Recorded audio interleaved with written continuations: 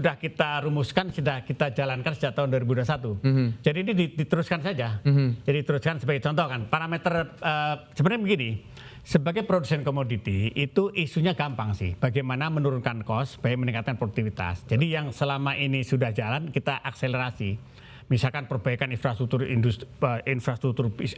bisnis kita, proses bisnis kita perbaiki. Kemudian tentu kita juga bukan hanya masuk di sektor hulu saja. Jadi mulai tahun lalu, Desember 2021, kita itu sudah memasuki sektor retail. Jadi dengan merek Nusa kita, itu sekarang ini sekarang ini kita menghasilkan minyak goreng kemasan itu sekitar 4 juta liter per bulan. Akhir tahun ini kita targetnya naik ke 10 juta. Kemudian gula kita sudah mulai gula retail juga. Bahkan target kita di tahun 2024 nanti untuk produksi minyak goreng dalam kemasan itu 6% nasional. Kalau gula tahun 2024 10%. Kenapa ini penting bagi Indonesia?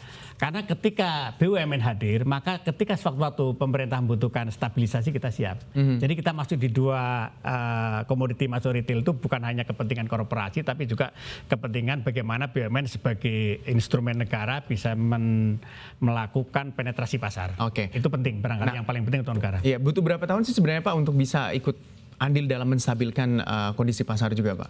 Kalau untuk kelapa sawit tadi, target kami tahun 2026 itu kalau tahun ini produksi sawit CPO kami 3,1 juta, di tahun 2026 itu 3 juta ton CPO kami olah menjadi hilir. Di antaranya target kami adalah menjadi menghasilkan minyak goreng 1,8 juta. Itu 1,8 juta ton itu kalau setara liter mungkin sekitar 2 juta liter.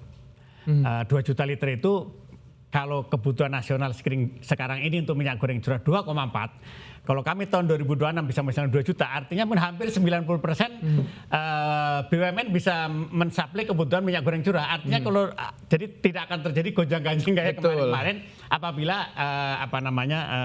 BUMN hadir. Betul. Lalu untuk gula, kalau gula target kita di tahun 2024 tadi ya, 2025 tadi, kalau 1,8 itu berarti kita sudah mungkin 65-70% gula bulk itu kita kuasai. Jadi kalau Indonesia produksinya 3,2, kita bisa menghasilkan 1,8, itu kan maknanya sudah 2/3 kita kuasai. Betul. Ketika itu terjadi, itu maka ketika terjadi misalkan kenaikan harga kita bisa mengendalikan. Tahun lalu aja Mas Gibran, tahun lalu kalau kita perhatikan, akhir tahun lalu harga gula itu tidak naik kayak tahun sebelumnya. Betul. Karena kami punya stok.